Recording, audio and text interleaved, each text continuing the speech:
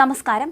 പൗരത്വ ഭേദഗതി നിയമം പ്രകാരമുള്ള ഇന്ത്യയിലേക്കുള്ള പ്രവേശനത്തിനുള്ള കട്ട് ഓഫ് തീയതി 2024 ഡിസംബർ 31 വരെ നീട്ടി കേന്ദ്ര ആഭ്യന്തര മന്ത്രാലയം ഉത്തരവിറക്കി. പാകിസ്ഥാൻ, ബംഗ്ലാദേശ്, അഫ്ഗാനിസ്ഥാൻ എന്നിവിടങ്ങളിൽ നിന്ന് മതപരമായ പീഡനം മൂലം ഇന്ത്യയിൽ അഭയം തേടിയ ഹിന്ദുക്കൾ, സിഖുകാർ, ബുദ്ധമതക്കാർ, ജൈനന്മാർ, പാഴ്സികൾ, ക്രിസ്ത്യാനികൾ എന്നിവർക്ക് ഈ തീരുമാനം വലിയ ആശ്വാസമാകും. പൗരത്വം നേടുന്നതിനുള്ള പ്രവേശന മാനദണ്ഡങ്ങൾ ലഘൂകരിക്കുന്ന സുപ്രധാന നീക്കമാണിത്. CAA നിയമം അനുസരിച്ച് 2014 ഡിസംബർ 31 അതിനു മുമ്പോ ഇന്ത്യയിൽ പ്രവേശിച്ച രേഖകളില്ലാത്ത മുസ്ലിം ഇതര മതന്യൂനപക്ഷങ്ങൾക്ക് മാത്രമാണ് ഇതുവരെ പൗരത്വത്തിന് അപേക്ഷിക്കാൻ സാധിച്ചിരുന്നത്. എന്നാൽ പുതിയ വിജ്ഞാപനത്തിലൂടെ ഈ കാലാവധി 10 വർഷം കൂടി നീട്ടിക്കൊണ്ട് 2024 ഡിസംബർ 31 ആക്കി മാറ്റിയിരിക്കുകയാണ്. ഇത് ദീർഘകാലമായി പൗരത്വത്തിനായി കാത്തിരിക്കുന്ന ആയിരക്കണക്കിന് ആളുകൾക്ക് പ്രയോജനം ചെയ്യും.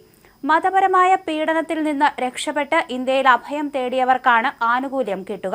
2024 ഡിസംബർ 31 അതിനു മുമ്പോ സാധുവായ യാത്രാരേഖകളില്ലാതെയോ അല്ലെങ്കിൽ കാലാവധി കഴിഞ്ഞ രേഖകളോടെയോ ഇന്ത്യയിൽ പ്രവേശിച്ചവർക്ക് പാസ്പോർട്ടോ മറ്റ് യാത്രാരേഖകളോ ഹാജരാക്കുന്നതിൽ നിന്ന് ഇളവ് ലഭിക്കും എന്നാണ് സർക്കാർ വിശദീകരിക്കുന്നത്. അതായത് ശരിയായ രേഖകളില്ലാതെ ഇന്ത്യയിൽ പ്രവേശിച്ചവർക്കും പൗരത്വത്തിന് അപേക്ഷിക്കാൻ അവസരം ലഭിക്കും.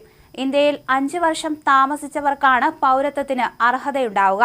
പാർലമെന്റ് 4 വർഷം മുമ്പ് പാസാക്കിയ CAA നിയമങ്ങൾ ഈ വർഷം മാർച്ച് 11 കേന്ദ്ര സർക്കാർ വിജ്ഞാപനം ചെയ്തത്.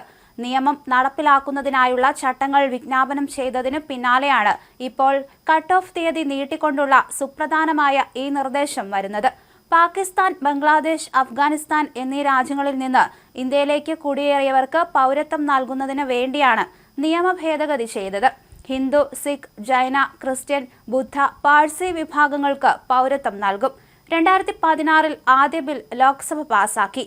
രാജ്യസഭ കടന്നില്ല. പാർലമെന്ററി സംയുക്ത സമിതിക്ക് വിട്ടു. 2019 ഡിസംബർ 10 ലോക്സഭ പാസാക്കി. 2019 ഡിസംബർ 11 രാജ്യസഭ പാസാക്കി. 2019 ഡിസംബർ 12 രാഷ്ട്രപതി അംഗീകാരം നൽകി. BJPയുടെ തെരഞ്ഞെടുപ്പ് വാഗ്ദാനമായിരുന്നു CAA. നിയമമായെങ്കിലും ചട്ടങ്ങൾ വിജ്ഞാപനം ചെയ്യാതെ നീട്ടി. മതം അടിസ്ഥാനമാക്കി പൗരത്വം നൽകുന്നത് ഭരണഘടനാ വിരുദ്ധമെന്ന വിമർശനം ആരുടെയും പൗരത്വം എടുത്തുകളയാനല്ലെന്ന് സർക്കാർ വാദം. 1955 പൗരത്വ നിയമത്തിൽ ഭേദഗതി വരുത്തുന്നതാണ് പുതിയ ബില്ല്.